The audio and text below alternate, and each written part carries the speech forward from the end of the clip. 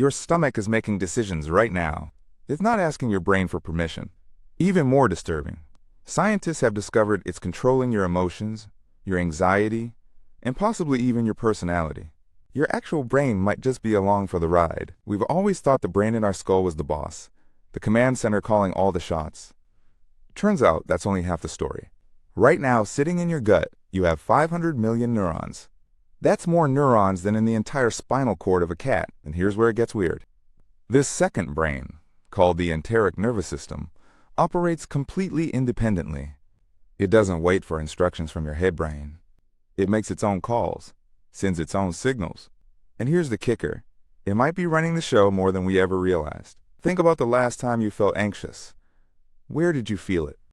Your stomach, right? That wasn't your brain sending anxiety down to your gut. New research suggests it's actually the opposite. Your gut was sending anxiety up to your brain. We've had the entire relationship backwards.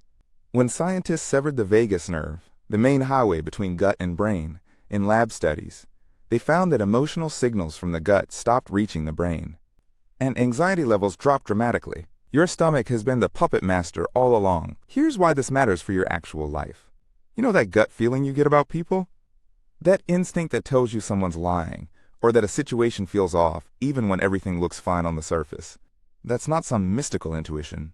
That's your enteric nervous system processing information faster than your conscious brain can keep up. Your gut contains more serotonin than your brain. 90% of your body's serotonin, the neurotransmitter that regulates mood, is produced in your gut, not your head. Let that sink in. The chemical that antidepressants target isn't even primarily located where we thought it was. So what's actually happening down there? Your gut bacteria, all 100 trillion of them, are essentially having conversations with your neurons. They produce neurotransmitters, they send signals through the vagus nerve, and they influence everything from your food cravings to your stress response. Studies have shown that people with depression have distinctly different gut bacteria profiles than people without depression. When researchers transplanted gut bacteria from depressed patients into healthy mice, the mice started showing depressive behaviors. Think about that. They gave mice depression by changing their stomach bacteria. Number 2, this explains why your digestion falls apart when you're stressed. We thought it was the brain telling the stomach to shut down during stress. But it's actually a two-way conversation that's gotten out of control. Your gut senses stress through its own nervous system, starts sending panic signals up to your brain. Your brain responds with more stress hormones, which cycle back down to your gut, creating a feedback loop. It's like two people on a phone call both panicking and making each other more panicked. Neither one is really in charge. They're just amplifying each other's fear. Here's something you can actually do about this. The gut-brain axis responds to the same things that calm your regular brain, but often more effectively. Deep breathing doesn't just calm your mind, it directly stimulates the vagus nerve that connects your two brains. When you take slow, deep breaths, you're literally sending a physical signal down that nerve highway that tells your gut to stand down.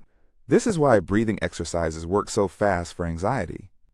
You're not just calming your thoughts, you're interrupting the signal at its source. Next, let's talk about food, because this is where it gets personally relevant. You've probably noticed that when you eat certain foods, your mood shifts. We've always assumed that was just blood sugar or energy levels. Wrong.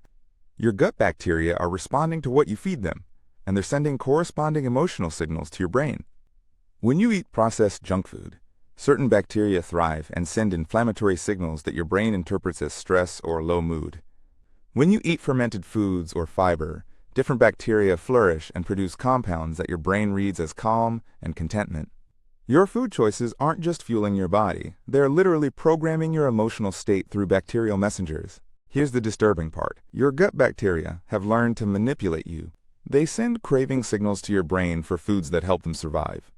If you have an overgrowth of sugar-loving bacteria, they'll literally make you crave sugar by sending signals that your brain interprets as intense desire. You think you're making a free choice to eat that cookie, but you're actually being influenced by microscopic organisms in your intestines that want to be fed. It's not willpower you're fighting, it's biological manipulation. Number 4. This rewrites everything we know about mental health treatment. For decades, we focused exclusively on the brain for conditions like anxiety and depression.